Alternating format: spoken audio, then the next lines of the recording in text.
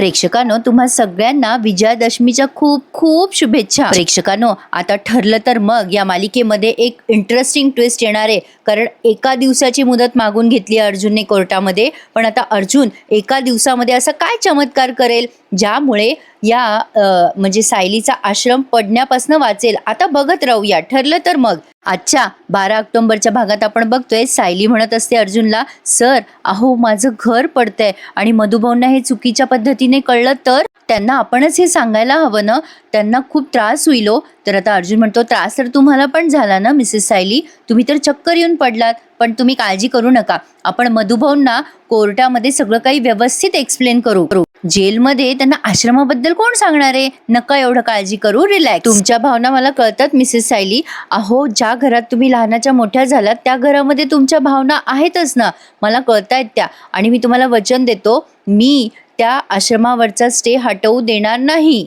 आश्रम कधीच पाडला जाणार नाही. आता ही सायली म्हणते, मधुभाऊंना जर भेटता आलं असतं तर बरं झालं असतं ना सर, तर माझं मन शांत झालं असतं. अर्जुन म्हणतो, पण मधुभाऊंचं काय, ते डिस्टर्ब नाही का होणार? हे बघा मिसेस सायली, आता आपल्याला मिळून सगळं सॉर्ट आउट करायचंय. फक्त आता तुम्ही मला साथ द्या आणि माझ्या बरोबर राहा. बाकी काय करायचं ना ते सगळं बघतो मी. आता सायलीला आलंय टेन्शन आणि आज त्यांनी अचानक एवढा गरकन फिरवला ना प्रेक्षकांनो एपिसोड, की आपल्यालाच कळलं नाही नेमकं काय झालं. तर आता आपण बघतोय इकडे महिपतने त्या हवालदाराला फोन केलाय. तो त्याच्या म्हणजे काम नव्हतं करत का जेलमध्ये असताना तो हवालदार. आता महिपत असे डोळे लावून बोलतोय बरं का त्याच्याशी. महिपत म्हणतो, ए काय रे महिपत शिकरे, नाव लक्षात आहे का रे तुझ्या? आता तो हवालदार म्हणतो, हो ना साहेब, अहो लक्षात आहे ना, अहो तुमचा फोन कधी येतो याची वाटच पाहत असतो मी. बोला बोला, आज खूप दिवसांनी आठवण काढली गरीबाची. मला वाटलं महिपत म्हणतो, ए महिपत शिकरे, नाम तो सुना होगा ना. असो. तर आता हा महिपत म्हणतो, तो असं ना, बरं मला सांग, ते थेरड ज्या जियाला त्या जियाला तू अजून ड्युटीला आहे का रे? आता तो हवालदार म्हणतो, हो हो, तो मधुकर पाटील ना, हो इथेच आहे ना मी. बोला काय काम आहे, त्याचं काही करायचं आहे का? त्यावर महिपत म्हणतो, अरे नाही त्याचं काही करायचं नाहीये, काही करायचं नाहीये त्याचं. त्याला ना फक्त एक निरोप देऊन टाक. अण्णा आता असं बोलतो आणि मग डोळे उघडून जरा स्मित हास्य करतो. असो. तर आता पुढे आपण बघतोय, आता निरोप काय दिला असेल ते तुम्हाला कळलंच असेल प्रेक्षकांनो, कारण ते आपल्याला त्यांनी ऐकवलेलं नाहीये. मुद्दाम त्यांनी मधुभाऊंना टेन्शन द्यायचं म्हणून सांगितलं, आश्रम पडणारे म्हणून. आता इकडे अजून सायलीचं रडणं चालूच आहे. अर्जुन तिला म्हणत असतो, असं काय करता तुम्ही, पॉझिटिव्ह विचार करा ना, रडताय का? सायली म्हणते, सर आमचं घर पाडलं जाते, यात काय पॉझिटिव्ह आहे? अर्जुन म्हणतो, पॉझिटिव्ह हे आहे की आपल्याकडे अजून सुद्धा कायद्याचे ऑप्शन आहेत ना. मी सांगितलंय चैतन्याला लवकरात लवकर कोर्टाची तारीख मिळव म्हणून. तर आता हा हवालदार महिपतने सांगितल्याप्रमाणे लगेच त्याच्या कामाला लागलाय. मधुभाऊ झोपलेला असतात तेव्हा हा येतो आणि जेलमध्ये जोरजोरात वाजवायला लागतो आणि म्हणतो, चला उठा. मला वाटलं म्हणतो का काय, चला उठा, दिवाळी आली, मोती स्नानाची वेळ झाली. कारण बोलला तसा असतो. आज काही डायलॉग जरा हसू येतील असेच आहेत प्रेक्षकांनो. असो. तर आता तो हवालदार म्हणतो, चला उठा, चला ओ मधुकर पाटील, ओ झोपा काय काढता, तिकडे तुमच्या आश्रमावरचा स्टे उचलला ना. तर आता मात्र मधुभाऊ एकदम टेन्शन मध्ये येतात. काय सांगतोय हे? आता हा हवालदार म्हणतो, गेला तुमचा आश्रम, आता तो पाडला जाईल लवकर. आता तिथे फक्त दगड-धोंडे शिल्लक राहणार पहा. आता मधुभाऊ लागतात रडायला. ते म्हणतात, नाही असं नाही होऊ शकत. आता तो हवालदार म्हणतो, आओ पण हे सगळं आमच्या महिपत. आता तो असं बोलतो आणि एकदम चुप्प होऊन जातो. आता मधुभाऊंना त्याच्यावर डाऊट येत नाही, कारण ते सध्या त्या मनस्थितीत नाही आहेत. आता हवालदार लगेच त्याचे शब्द फिरवून म्हणतो, अहो मी दयेपोटी तुम्हाला सांगायला आलोय, लवकरच कोर्टाची तारीख येणार आहे. त्या शिकरेच्या कंपनीनं विकत घेतलीये तुमची जागा, तुमचा आश्रम पाडून तिथे हॉटेल बांधणार आहे म्हणे. आता मधुभाऊ म्हणतात, मला सांगा, अजूनही ती केस कोर्टात आहे ना? अहो माझा जावई मोठा वकील आहे हो, ते यातनं नक्कीच मार्ग काढतील. नाही माझा आश्रम पाडला नाही जाणार. तो नुसता आश्रम नाहीये, माझ्या लेकरांचं घर आहे हो ते. मला माझ्या सायलीला फोन लावून द्या ना, माझ्या मुलीला, मी हात जोडतो तुमच्या पुढे. आता तो हवालदार ओरडतो त्या मधुभाऊंवर आणि म्हणतो, ओ काही पण बोलू नका, बसा तिकडे कोपऱ्यात, याची परवानगी नाही मिळणार. उगाच आपलं काही बोलताय, मग कशाला ते मधुभाऊंच्या डोक्यात घातलं याने? त्याला जर कोणाला सांगायचं नव्हतं तर, म्हणजे फोन वगैरे लावून द्यायचा नाहीये तर. आता ते मधुभाऊंवर ओरडतो, पण मधुभाऊ म्हणत असतात, ओ थांबा ना. मधुभाऊ त्याला खूप विनवण्या करतात, अरे बाबा दे रे लावून फोन माझ्या सायलीला. पण तो मधुभाऊंना अजिबात म्हणजे नाहीच म्हणतो, जाय रे म्हाताऱ्या, असा ओरडत असतो तिकडनं. आता मधुभाऊंना आलं ना टेन्शन. मधुभाऊ विचार करतात, बापरे, आता माझी लेकरं उघड्यावर पडतील. नाही नाही, माझा आश्रम पाडता कामा नये. देवा काहीतरी कर रे. मधुभाऊ अजूनही ओरडतच असतात, साहेब अहो साहेब प्लीज हो, एक फोन करू द्या हो मला प्लीज. आता चैतन्य आला इकडे अर्जुन सायलीशी बोलायला. आता ही सायली म्हणते, बरं झालं 100 वर्ष आयुष्य आहे तुम्हाला, तारीख मिळाली का? अर्जुन त्याला विचारतोय. चैतन्य म्हणतो, हो उद्याचीच मिळाली आहे. अर्जुन म्हणतो, फॅन्टॅस्टिक, आपलं सगळं पेपरवर्क रेडी आहे आणि आपल्याकडे असा पॉइंट आहे ना की कोर्टाला तो स्टेप परत घ्यावाच लागेल. सायली म्हणते, कुठला पॉइंट? तर अर्जुन म्हणतो, या लॉ मधल्या जरा म्हणजे गुंतागुंतीच्या गोष्टी आहेत, तुम्ही त्यात पडू नका, माझ्यावर विश्वास ठेवा. आता चैतन्य म्हणतो, चला आता सगळं नीटच होणार आहे, आता उद्या सकाळी लवकर निघूयात, आता मी जरा झोपतो. आणि आता हा चैतन्य या दोघांनाही म्हणतो की टेन्शन घेऊ नका. आणि आता चैतन्य निघून गेलाय. पण आता सायलीला टेन्शन इतकं येतंय की विचारू नका.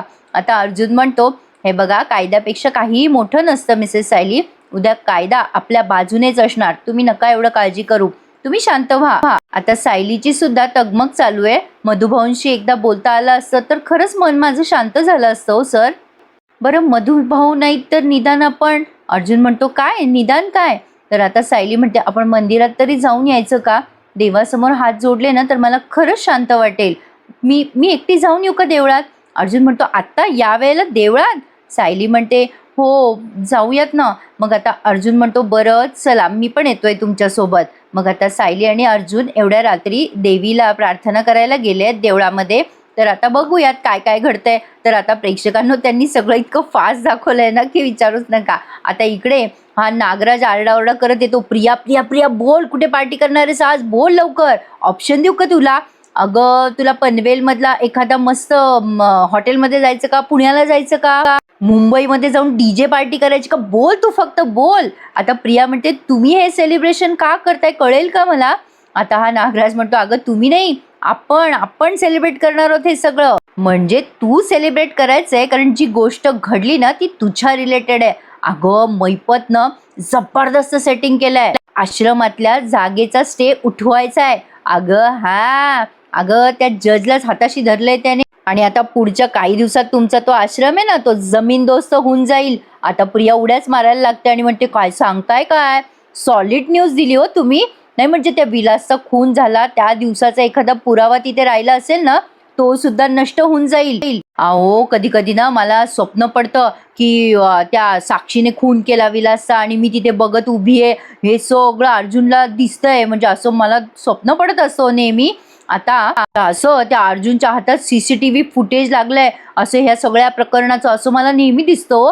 तर आता तो नागराज म्हणतो, ए येडी आहे का, तुमच्या त्या आश्रमात साधा TV तरी होता का, आणि आली म्हणे CCTV. अगं काय प्रिया बावळतेस का तू, CCTV वगैरे काय, अगं काही पुरावे नसणार आहेत त्या आश्रमामध्ये. पण तुला एकदा सांगतो, तो आश्रम भुईसपाट झाला ना की तुझी भीतीच संपून जाईल बघ सगळी. आता बोल फक्त, कुठे सेलिब्रेट करायचंय आपण? तर आता प्रिया म्हणते, आपण नाही मी, म्हणजे जे काही सेलिब्रेशन करायचं ना ते मी करणार आहे. आमचं सेलिब्रेशन जरा वेगळं असतं हो, ते तुमच्या अंकल लोकांसारखं नसतं, ते प्लॅन वगैरे. आता तेवढ्यात तिकडनं रविराज येतात आणि म्हणतात, काय ग तन्वी, कसले प्लॅन करतोय तुझे अंकल? आता हे दोघे घाबरून जातात ना, त्यांना वाटतं ऐकलं का काय रविराजने. रविराज म्हणतात, काय ग कसला प्लॅन करतोय तुझा अंकल तन्वी? आता लगेच नागराज म्हणतो, अरे मोबाईलचे प्लॅन रे दादा, काय ना आजकालची प्लॅन जरा विचित्रच आहे. मी तिला विचारत होतो की कुठला प्लॅन चांगला आहे माझ्या मोबाईलसाठी, तर ही म्हणत होती की आमचे प्लॅन म्हणजे तरुण लोकांचे प्लॅन्स काहीतरी वेगळे असतात, त्यामध्ये ते OTT चॅनल वगैरे असतात ना ते फ्री असतात म्हणे, तुम्हा अंकल लोकांचे प्लॅन वेगळे असतात, असं काहीतरी म्हणत होती. कमालेने प्रेक्षकांना यांची बात फिरवून न्यायची. रविराज म्हणतात, असं आहे का, बरं बरं. मग आता प्रिया म्हणते, बाबा तुम्ही इकडे कसं काय, म्हणजे काही काम होतं का तुमचं? तर आता रविराज म्हणतात, अगो हो मी तुला हे सांगायला आलो होतो की आता प्रतिमाची सेवा करायची संधी वाया नको घालवूस. तू जितका जास्त वेळ तिच्यासोबत घालवशील ना तितकं तिचं तुझ्यावरचं प्रेम वाढेल. आता प्रिया म्हणते, हो बाबा मला माहितीये, मी आता आईचा हात सोडून कुठेच जाणार नाहीये. आता रविराज म्हणतात, व्हेरी गुड बेटा, मग आजपासनं तू आमच्या खोलीमध्ये तिच्या सोबत झोपायचं. आता प्रिया म्हणते, हा काय बाबा, नाही म्हणजे मग तुम्ही कुठे झोपणार? मग आता हे रविराज म्हणतात की काय ना, जोपर्यंत प्रतिमा या घरात कम्फर्टेबल होत नाही तोपर्यंत मी प्रतिमाच्या खोलीत झोपणं बरं दिसणार नाही ना, मी तोपर्यंत गेस्ट रूम मध्ये झोपतो. आता नागराज प्रियाकडे बघतो हा प्रेक्षकांनो, आणि आता तो तिची एवढी उडवतो. पण आता रविराजानं म्हणतो, खरंच दादा तू ग्रेटच आहेस, हे खरंच जेंटलमॅन डिसिजन आहे. नाही म्हणजे प्रतिमा वहिनीला आपण एकटं नाही सोडू शकत, तुझं म्हणणं बरोबर आहे. तन्वीला तिच्या खोलीत झोपावंच लागणार आहे वहिनीसोबत. रविराज म्हणतात, हो ना, प्रतिमाला तन्वीचा खूप आधार वाटेल. आणि तन्वी, जागरण करायचं नाही रात्रीचं जास्ती, खोलीमध्ये जास्ती काळोख ठेवायचा नाही, आणि सगळ्यात महत्वाचं म्हणजे कसलाही आवाज होऊ द्यायचा नाही. कसलाही आवाज झाला तर प्रतिमा लगेच उठून बसते आणि पहाटेपर्यंत जागी बसते बघ ती. तेवढी काळजी घे हा बेटा तन्वी, मी आलोच. म्हणजे बघा प्रेक्षकांनो किती काळजी आहे यांना. पण आता ही प्रिया ती कसली झोपते प्रतिमा त्याजवळ, तिचं तोंडपा कसं झालंय वाकडं तिकडं. आता ते रविराज असं सांगून निघून जातात आणि मग नागराजजी हसायला लागतो. अरे वा वा, कर कर पार्टी कर, मस्त पार्टी करणार होती ना, अंकल लोकांसोबत पार्टी करायची नव्हती तुला, वेगळे प्लॅन करणारे म्हणे, कर कर पार्टी कर, पार्टी विथ प्रतिमा आंटी. बोलव का, बोलव डीजे बीजे बोलव का. तर आता ही प्रिया म्हणते, तुमच्या भावाला आगाऊपणा करायची काय गरज होती, नको तिथे शहाणपणा करतो तुमचा भाऊ, त्याला काय गरज आहे तिकडे गेस्ट रूम मध्ये वगैरे झोपायची. तर आता हे नागराज तिला म्हणतो की ए काय बोलतेस, स्वतःच्या वडिलांबद्दल कोणी असं बोलतं का, असे संस्कार केले का आम्ही तुझ्यावर. काय प्रिया, बरं मी निघतो हा, आता मला जायचं पार्टीला, पण तू झोप हा. Good night, enjoy your night Priya, चल बाय. आता नागराज तिला मुद्दाम चिडवत चिडवत निघून जातो. आता प्रियाचा संताप होतोय. आता प्रिया विचार करते, अरे देवा, आता मी या प्रतिमासोबत झोपायचं, नाही बाबा नाही, माझं आयुष्य आहे का हॉरर शो आहे. आता तिने डोक्याला हात मारून घेतलाय. पण आता प्रेक्षकांनो, ही काय एवढी सरळ साधी बाई नाहीये, हिला जे करायचं ती बरोबर साध्य करते. आता त्या प्रतिमाच्या खोलीत जाऊन काय करते बघा ही. तर आता इकडे हे सायली आणि अर्जुन दोघे जण मंदिरात आलेत आणि सायलीने देवी आईला खूप मनापासून प्रार्थना करते. आता ती गेल्या गेल्या दोघेही जण देवी आईला मनोभावे नमस्कार करतात. मग सायली म्हणते, देवी आई तुम्हाला ह्या कुठल्या वळणावर आणलंयस ग. अगं मधुभावना सोडवण्यात तर यश नाहीच आहे, आणि त्यात ही भर म्हणजे हा आश्रम, आमचा आश्रम पाडला जाणार. अर्जुन सर किती धडपड करताय मधुभाऊंसाठी, पण त्यातही यश मिळत नाहीये. आणि त्यातल्या त्यात भर म्हणजे माझं घर माझ्या डोळ्यासमोरून निघून जातंय. ते घर ज्यात मी लहानाची मोठी झाली आहे, हसले खेळले, सगळं काही त्या घरामध्ये माझ्या आठवणी आहेत. देवी आई असं नको होऊ देऊ ग, ते घर खरंच माझ्या डोळ्यासमोर नाहीसं होईल का ग देवी आई.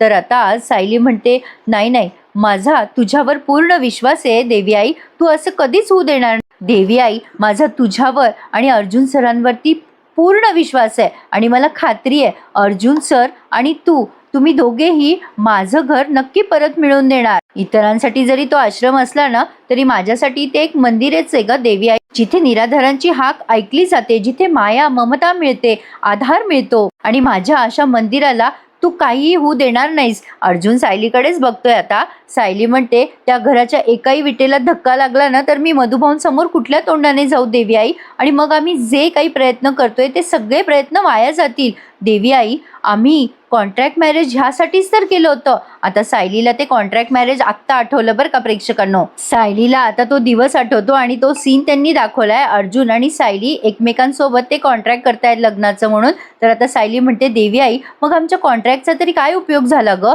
तर आता दोघेही जण एकमेकांकडे बघतात आणि त्यांना आलंय टेन्शन. तर आता इकडे बघा, नागराज प्रियाला पुन्हा एकदा खिजवतो आणि म्हणतो, ऐ प्रिया, अगं कुठे चालली हे सगळं घेऊन तिकडे. अगं तुझ्या आईची खोली इकडे झोपायचंय तुला. आता प्रिया म्हणते, पाणी घ्यायला चालले मी. तर आता नागराज म्हणतो, घे पाणी, तुझ्या आईसाठी पण घेऊन जा हं, आज रात्रीपासून तुला रोज तिकडे झोपायचंय. तिची मनोभावे सेवा कर प्रिया, कधी पाय दाबून द्यावे लागले तर पाय दाबून दे, डोकं चेपून दे, तिच्या गोळ्या औषधं वेळेवर देत जा प्रिया, सगळं व्यवस्थित कर, राग लोभ ठेवायचा नाही आणि त्रास द्यायचा नाही हं प्रतिमा वहिनीला. अगं मी थांबलो असतो तुझ्या सोबतीला, पण मला पार्टीला जायचंय ग.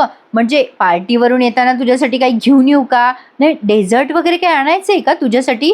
नाही म्हणजे शेवटी लाडकी पुतणी आहेस तू माझी. आता प्रिया म्हणते, झालं का तुमचं, झालं सगळं, निघायचं आता, पार्टीला जायचंय ना तुम्हाला. नागराज म्हणतो हो हो चल चल उशीर होतोय हा मला, तू कंपनी एन्जॉय कर प्रतिमा आईची तुझ्या, मी पार्टी एन्जॉय करतो, बाय प्रिया. प्रिया आता वैतागून पाहत असते त्या नागराजकडे. नागराज आता निघून जातो. पण आता बघा प्रेक्षकांनो, ही प्रतिमा आत्याच्या रूममध्ये येते. प्रतिमा आत्या त्यांचं अंथरूण टाकून घेत असतात. आता ही म्हणते आई मी आले हां तुझ्यासोबत झोपायला.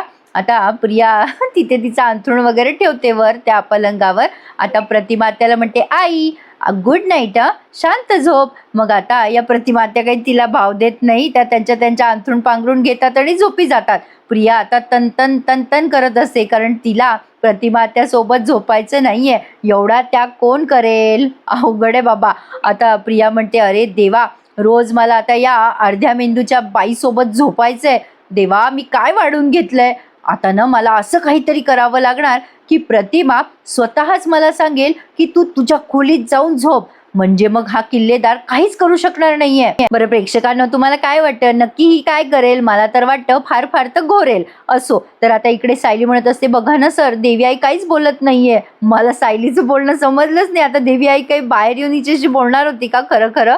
आता अर्जुन म्हणतो मिसेस सायली, देवी आई कधीच काही बोलत नसते, देवी आई नेहमी करून दाखवत असते. तर आता सायली म्हणते खरंच खरंच सांगताय ना तुम्ही हे? मग आता अर्जुन म्हणतो हो. मग आता सायली म्हणते म्हणजे तुम्ही आमचं घर परत मिळवून देणार ना सर? प्रेक्षकांनो, म्हणजे मला टीका नाही करायची आहे, पण खरंच या सीनची काय गरज होती बरं? काहीतरी आपलं लंबलचक दाखवतात आपलं. असो तर आता सायली म्हणते सर तुम्ही मला वचन द्या, आमचं घर परत मिळवून द्याल ना तुम्ही? आता ते इतकं ड्रॅमॅटिक दाखवलं त्यांनी. आता त्या अर्जुनच्या डोक्याला टेन्शन, म्हणजे आता उद्या काही पुढे मागे झालं तर म्हणजे याच्याच डोक्यावर आलं. आता ही सायली म्हणते नाही सर मला वचन द्याल ना माझं घर परत मिळवून तुम्ही? आता ती हात पुढे करते अर्जुनच्या समोर आणि म्हणते सर माझ्या घराला जर काही झालं ना तर जीव जाईल माझा, द्या ना मला वचन. ठीक आहे प्रेक्षकांनो, तिच्या इमोशन्स आहेत त्या घरासाठी वगैरे, पण प्रत्येक गोष्टी होतीलच असं नाही ना. पण चला ती एक पॉझिटिव्ह विचार करते, ही पण चांगलीच गोष्ट आहे. तर अर्जुनही तोच विचार करतो आणि म्हणतो हो मिसेस सायली, मी तुम्हाला वचन देतो वात्सल्य आश्रमाला काहीही होणार नाहीये आणि तुमचं घर जसं होतं ना अगदी तसंच पूर्वीप्रमाणे तुम्हाला परत मिळवून देईल मी. त्या घराला मी काहीही होऊ देणार नाही, मी तुम्हाला वचन देतो. आणि हे दोघेही जण आता देवी आईकडे बघून नमस्कार करतात आणि अर्जुनला काहीतरी पॉझिटिव्ह होप्स वाटतात. पण प्रेक्षकांनो, आता हा एक दिवसामध्ये काय करणार बिचारा? तर हा भाग त्यांनी इथेच संपवलाय आणि आता पुढच्या भागात आपण बघणार आहोत या कोर्टाची केस चालू आहे. आता उद्या या मालिकेचा महा एपिसोड आहे की नाही ते मला माहिती नाहीये. तुम्हाला माहित असेल तर मला कमेंट करून नक्की कळवा हं. तर आता हे जज म्हणतात की महिपतरावांना वात्सल्य आश्रमाचा तो जे काही जागा आहे ती त्यांनी जमीनदोस्त करून ताब्यात घ्यावी असा आदेश देत आहे. आता त्या मधुभाऊंना लगेच चक्कर येते. सायली त्यांच्या जवळ जाते. आता लगेच महिपत म्हणतो खूप खूप धन्यवाद साहेब. पण अर्जुन म्हणतो थांबा जज साहेब, जो आश्रम तुम्ही जमीनदोस्त करण्याची परवानगी देताय त्या जागेवरती खून झाला, ज्या जागेवरती गुन्हा घडलेला आहे ती जागा तुम्ही जमीनदोस्त करण्याची परवानगी देऊच कशी शकता? तर आता या जजला धारेवर धरलंय अर्जुनने. त्यामुळे महिपतला पण टेन्शन आलंय. आता अर्जुन म्हणतो मला पुरावा शोधण्यासाठी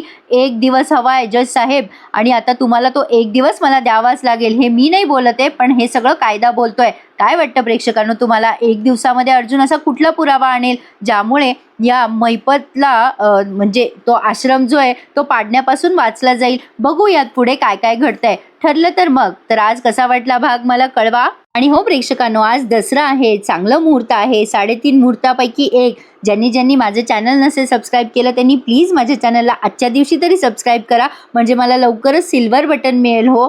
कसा वाटला भाग मला कळवा आणि तुमच्या कमेंट्सची मी नेहमीप्रमाणे वाट बघेल. आणि पुन्हा एकदा तुम्हा सगळ्यांना दसऱ्याच्या खूप खूप शुभेच्छा. धन्यवाद.